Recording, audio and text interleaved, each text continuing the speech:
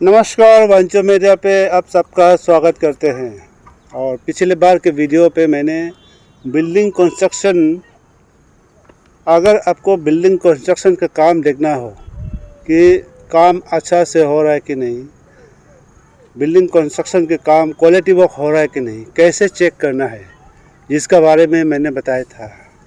लेकिन आज हम रोड कंस्ट्रक्शन को लेकर चर्चा करेंगे कि अगर आप रोड कंस्ट्रक्शन जहाँ में हो रहे हैं, जिसको अगर चेक करने जाएंगे तो रोड क्वालिटी वर्क हो रहा है कि नहीं, एक्चुअल डीपीआर के हिसाब से काम हो रहा है कि नहीं, ये देखने के लिए आपको कैसे चेक करना है, कौन कौन से पार्ट को चेक करना है, ये आज हम बताएंगे।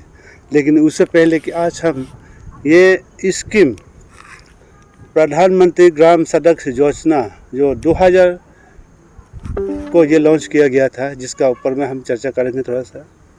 ये सबसे पहला ये PMGSY जो 25 दिसंबर 2000 को ये अटल बिहारी वाजपेयी के समय पे ये लॉन्च किया था इस प्रोजेक्ट को। इसके बाद फिर 2013 को यानी 2013 को एक बार फिर चेंजेस आया है, और फिर 2019 को कि ये ग्रामीणों के लिए है, मेन खासकर जो गांव में रहने वाले जो फार्मर लोग हैं, उन सब को शहर तक कनेक्टिविटी कैसे दिया जाए, इसीलिए ये स्कीम लागू किया था कि जो गांव में रहने वाले लोगों को शहर तक कैसे कनेक्ट किया जाए, ताकि गांव में जो हम लोग फसल उगाते हैं, जो फार्मर लोग हैं, उन सब को अपना मार्केट में ला सके। ये मेन सब्जेक्ट ये था। और साथ ही साथ ये हेल्थ सेक्टर के लिए है और एजुकेशन सेक्टर के लिए है, क्योंकि वहीं पे जाहिर सी बात है, वहाँ पे सेकेंडरी स्कूल होंगे, प्राइमरी स्कूल होंगे ग्रामीण सेक्टरों में।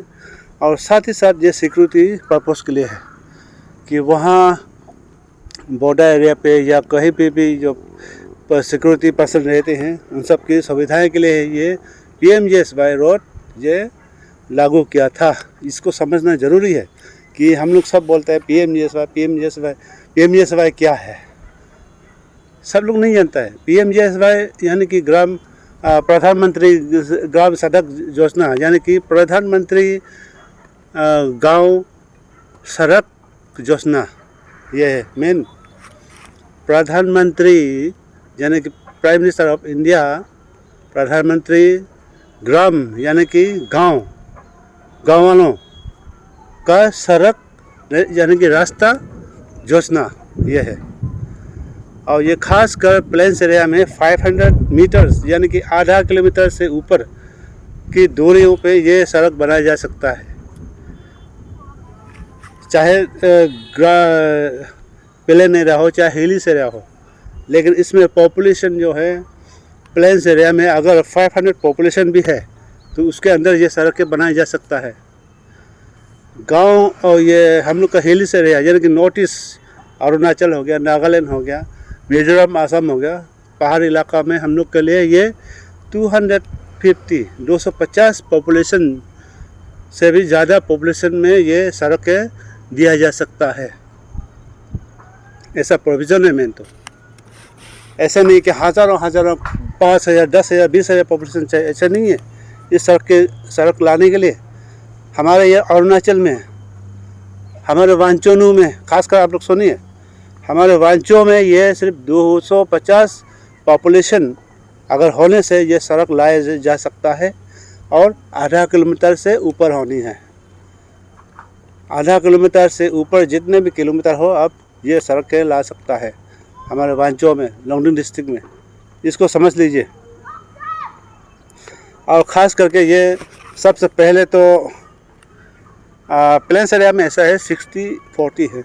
60% सेंट्रल गवर्नमेंट की स्कीम है और 40% स्टेट गवर्नमेंट इसको देंगे, ये फंड को।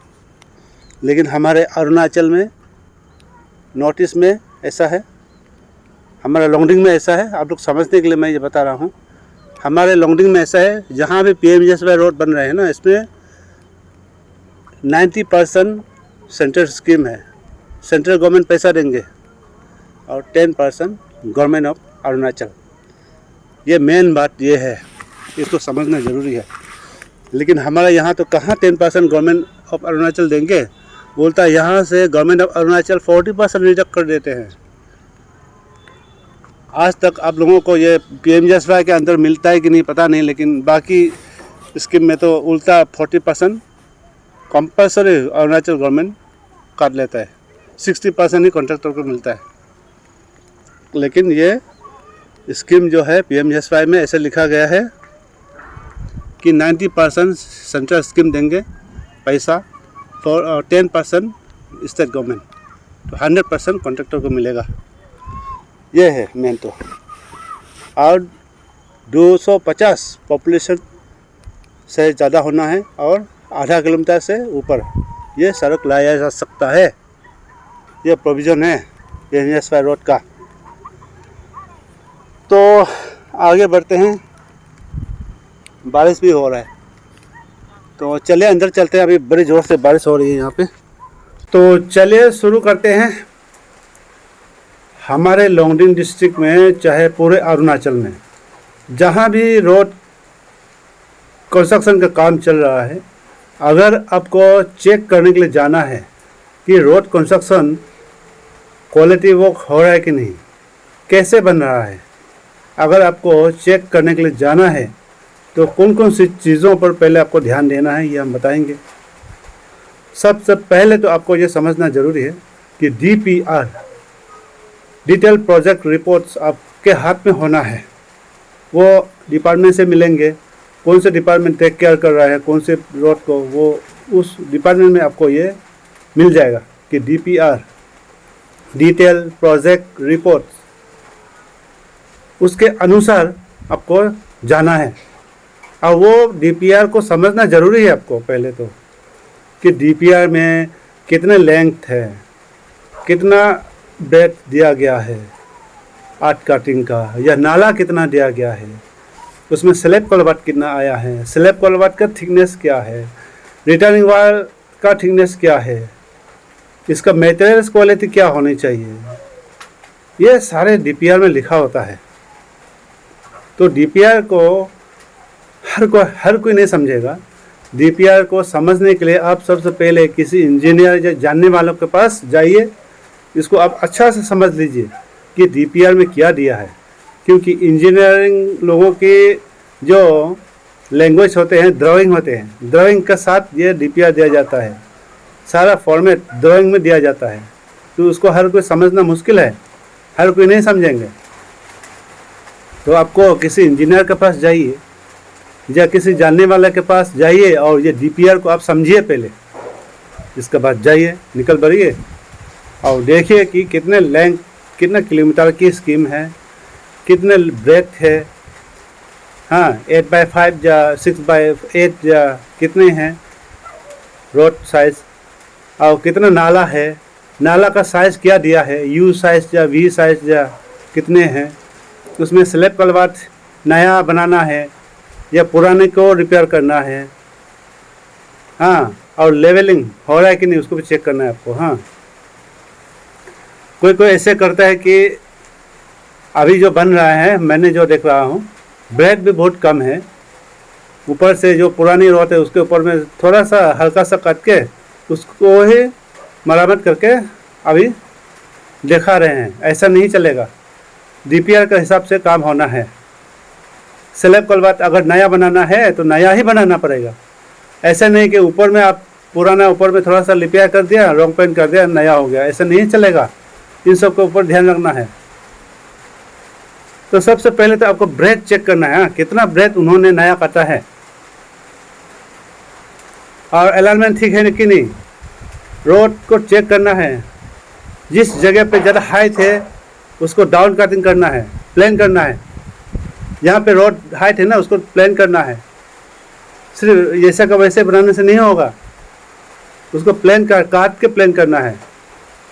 कौन सी जगह में फीलिंग पोजीशन है या है कि नहीं उसको भी चेक करना है। सबसे पहले आर्ट कटिंग को चेक कर रही है आप कि आर्ट कटिंग में DPR के हिसाब से क्या है, ब्रेथ क्या है, कितना किलोमीटर की है और कहाँ पे फीलिंग हुई है, इसको चेक करना है। इसके बाद WMM ये लोग अब लगाते हैं। और सबसे पहले तो आर्ट कटिंग के बाद आपको GSB डाला जाता है।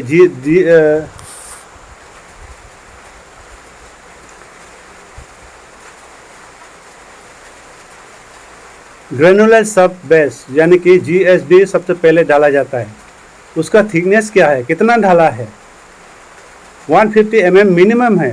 PMGSY में 150 mm मिनिमम। ऐसे नहीं कि जहाँ तहाँ थोड़ा सा हल्का सा ढाल दिया, उसको मिला दिया, हो गया, ऐसा नहीं चलेगा। तो ये GSB कितने थिकनेस है, कहाँ तक ढाला है, वो देखना है। GSB डालने के बाद आपको ग्रेडर चलाएगा, ग्रेडर से मिलाएगा उसको, या फिर लेबर। आजकल तो टेक्निक इतना सारा टेक्नोलॉजी आ गया है, तो टेक्निकली कर रहा होगा। तो कॉन्ट्रैक्टर के पास क्या क्या होना है ये भी हम बताएंगे आगे। तो GSB को ग्रेडर से मिलाया जाएगा। इसके बाद कॉम्पैक्शन के लिए उसको रोलर वाइब्रेशन के साथ रोलर मारा जाएगा, रोलर चलाया जाएगा। और वो रोलर चलाने का भी कितना स्पीड रखा है, कितना वाइब्रेशन देना है, वो लिमिटेड है पूरा, उसको भी चेक करना है। ऐसे नहीं कि पूरा GSB बिछा दिया और पूरा रोलर चला दिया मतलब हो गया, ऐसा नहीं है। कितना भी वाइब्रेशन चलाया है, कितना लिमिटेड रखा है, उसको देखना है। ठीक है, GSB तो आदमी लेबर लगा कर भी पूरा बिछा दिया, लेकिन रोलर जब चलाते हैं ना, तब देखना है कि कॉम्पैक्शन आएगा कि नहीं। अच्छा से रोलर नहीं मारेगा, लिमिट के हिसाब से रोलर अगर नहीं मारेगा, तो ये रोड जो है जल्दी खराब हो जाएगा 1-2 साल में। इसके बाद सिर्फ डालते हैं, सिर्फ कितना लेयर सिर्फ डालना है, कितना लेयर WMM डालना है, कितने लेयर GSB डालना है, इन सबको भी देखना है।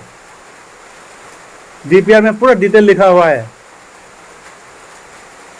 कहीं कहीं 2 लेयर ढालने की जगह पे लोग क्या करता है, कंट्रैक्टर अपना जेब का पैसा बचाने के चक्कर में 1 लेयर ढाल के पूरा ब्लैक टॉपिंग कर देता है। ऐसा भी नहीं होगा। कितने लेयर आपको सिर्फ डालना चाहिए, कितना लेयर आपको GSB डालना चाहिए, कितने लेयर WMM डालना जाता है, कितना साइज़ की डाला गया है, उसको चेक करना है। खास करके WMM को चेक करना है कि कितने लेयर की है, कितने साइज़ की है। रोज जो खराब होता है ना, तो उसी की वजह से है। जब WMM देते हैं हम लोग, इसके बाद कितने लेयर डालना चाहिए वो नहीं डालता है, और कितना रोलर जो चलानी चाहिए उसके ऊपर वाइब्रेशन के साथ वो नहीं चलाता है। इसका वजह से रोड जल्दी खराब होता है। और जब आर्ट कटिंग हो गया, GSB हो गया, WMM हो गया, फिर उसमें पानी भी चाहिए। पानी जब कॉम्पैक्शन के लिए जब रोलर मारा होता है ना, उस समय में रोलर मारने से पहले पानी छिटाना है, उसमें पानी देना है। पानी भी लिमिटेड होता है, कितना पानी दिया जाना चाहिए वो भी है। हमारे यहाँ तो पानी बिल्कुल ही यूज़ नहीं होता है। इसका वजह से कॉम्पैक्शन नहीं होता है, इसका वजह से रोड जो क्रैक होता है, फट जाता है बाद में। WMM के बाद पानी डालना है, पानी के बाद रोलर चलाना है। हमारे यहाँ तो बिल्कुल ही ऐसे रोलर चलाता है, ना ग्रेडर चलाता है, ना पानी देता है। इसीलिए रोड जो है जल्दी खराब हो जाता है। इन सबको चेक करना है। इसके बाद जब ब्लैक टॉपिंग होगा, ब्लैक टॉप कितने साइज़ की है, 8x5 का है या 7x5 का है या 8x8 का है, उसको भी DPR में देख लीजिए। और थिकनेस कितना साइज़ की है उसको भी देखना है। जैसे कि 6 इंच थिकनेस होना है, तो आपको कम से कम 8 इंच उसमें ब्लैक टॉप डाला जाएगा। तो उसको ऊपर में रोलर चलाते चलाते आपको 4 इंच आएगा। ऐसा जब खास करके जब ब्लैक टॉपिंग काम कर रहा होगा ना, उस समय भी मैं भी देखना है कि कितना इंच ढाला है। 4 इंच का रोड है तो आपको 8 इंच कम से कम ढालना है। इसके बाद रोलर चलाते चलाते कॉम्पैक्शन होगा जब, तो 4 इंच में आएगा। ऐसा है। इसके बाद नाला साइज देखिए, रोड का दूसरे साइड से नाला पूरा कवर करने तक क्या 8/5 है या सिर्फ ब्लैक टॉपिंग का 8/5 है, नाला अलग है, इन सबको देखना ज़रूरी है। सिर्फ रोड साइड 8/5 होना है तो उस जगह पर क्या होता है, लोग नाला मिला के 8/5 बना देता है, रोड को छोटा कर देता है, ब्रेड को। तो इन सबको देखना है। और नाला कोई यू साइज बनाता है, कोई वी साइज बनाता है, उसको भी देखना है। वो डीपीआर के हिसाब से जो दिया है उसके हिसाब से ही बनाना पड़ेगा। और जब नाला की ढलाई होती है, करती है लोग, उसको अच्छा से मसाला नहीं डालता है, सीमेंट नहीं लगाता है, पैसा बचाने के चक्कर में, या फिर कोई मिस्त्री बनवासी करके भी अच्छा से उसमें कंक्रीट नहीं डालता है, मसाला नहीं डालता है, जहाँ तहाँ से बोलता बड़ा बड़ा दे के फिलिंग कर देता है। ऐसा भी नहीं चलेगा। इसीलिए मैं कह रहा हूँ आपको डीपीआर समझना ज़रूरी है, कहाँ पे कितना क्या दिया है, सीमेंट कितना लिमिटेड है, कंक्रीट कितना दिया गया है, इन सब को चेक करना है, इनको समझना ज़रूरी है। इसके बाद स्लैब कलवाट, जहाँ जहाँ स्लैब पॉइंट है वहाँ पे नया दिया है कि नहीं, ना पुराना कोई प्लास्टर करके फिनिश कर दिया, उसको चेक करना है। और जहाँ जहाँ तक मैंने देखा है, रिटर्निंग वॉल जहाँ जहाँ बन रहे हैं बिल्कुल ही फालतू बन रहा है, अभी सही नहीं बना है मेरे हिसाब से। तो रिटर्निंग वॉल का बोल्डर कौन सा होना चाहिए, कितने थिकनेस है, कितना हाइट है, उसको देखना है डीपीआर में। आप बिल्कुल ही अच्छा नहीं बन रहा है जहाँ तक मैंने देखा है।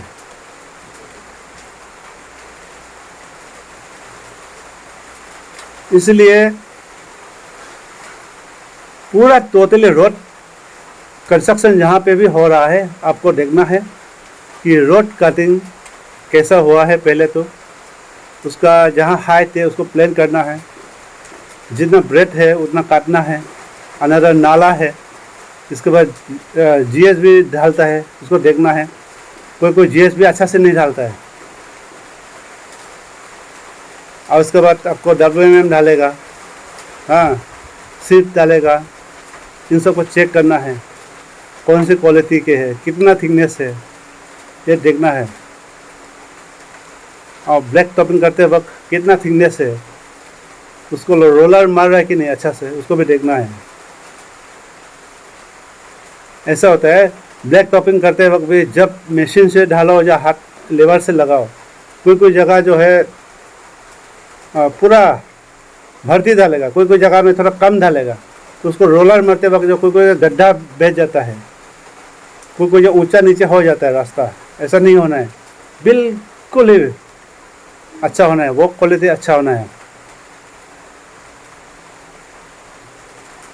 जितने भी कॉन्ट्रैक्टर है, एक्चुअली कॉन्ट्रैक्टर का पास क्या क्या मशीन होना है। आपके पास एक फॉगलाइन तो होना ही है, एक्सकूवेटर, और JCB होना ही है आपके पास, चाहे 2-4 डंपर होना है आपके पास 2-4। इसके बाद आपका रोलर होना है, वाइब्रेटर रोलर। इसके बाद ग्रेडर होना है, इसके बाद लोडर होना है। बहुत सारा मशीन चाहिए होता है। कोई तो काम ले लिया, अपने पास कुछ है नहीं, एक ट्रक और JCB लेके काम शुरू कर दिया। एक रोड कंस्ट्रक्शन के लिए क्या क्या मशीन चाहिए, वो होना पड़ेगा आपके पास। चाहे आपका खुद का ही ना हो, दूसरा का ला के आपको काम कराना ही होगा। जिस जगह पे मशीन चाहिए वो मशीन आपको लगाना ही होगा, नहीं तो अच्छा से काम नहीं होता है, कॉम्पैक्शन नहीं होगा। मेन बात तो ये है, जहाँ रोलर मारना चाहिए कॉम्पैक्शन के लिए, वहाँ पे आप लोग रोलर नहीं लगाता है, जिसका वजह से कॉम्पैक्शन नहीं होता है, जिसका वजह से रोड जो है 1-2 साल में धंस जाता है, ख़राब हो जाता है, फट जाता है। ये मेन प्रॉब्लम है। और पानी नहीं देता है जब जिस वक्त पानी देना चाहिए, तो ये सारा प्रॉब्लम है। तो वैसे तो बहुत सारा आपको ये रोड कंस्ट्रक्शन के ऊपर में अब चेक करने के लिए है, लेकिन मेन जो ये चीज़ आपको हमको ध्यान रखना है। और हमें इतना ज़रूरी भी क्यों है, इतना ज़रूरी भी क्यों पड़ रहा है, इंजीनियर जय क्या कर रहा है, आपको देखना चाहिए ना। कि किस कंपनी को आपने काम दिया है, किस कॉन्ट्रैक्टर को आपने काम दिया है, और उसको बिल पास क्यों कर रहे हैं आप, बिना काम चेक के आप क्यों आप वर्क क्वालिटी में कॉम्प्रोमाइज़ कर रहे हैं। नहीं करना चाहिए। आप लोग सबसे पहले तो चाहे स्टूडेंट यूनियन हो, चाहे पंचायत हो, चाहे कोई भी, जिस रोड बन रहे हैं हमारे यहाँ, कौन डिपार्टमेंट्स को, किसका डिपार्टमेंट के, कौन से डिपार्टमेंट के अंदर बन रहे हैं उसको देखिए, उसको JA को बोलना है। जब तक ये रोड क्वालिटी काम नहीं होगा तो उसको पेमेंट रुकाना है, उसको मेन तो पेमेंट नहीं देना है। कोई सस्ता सिमेंट लगा लेता है, ऊपर से क्वांटिटी कम मिलाता है, जिसका वजह से भी खराब होता है काम।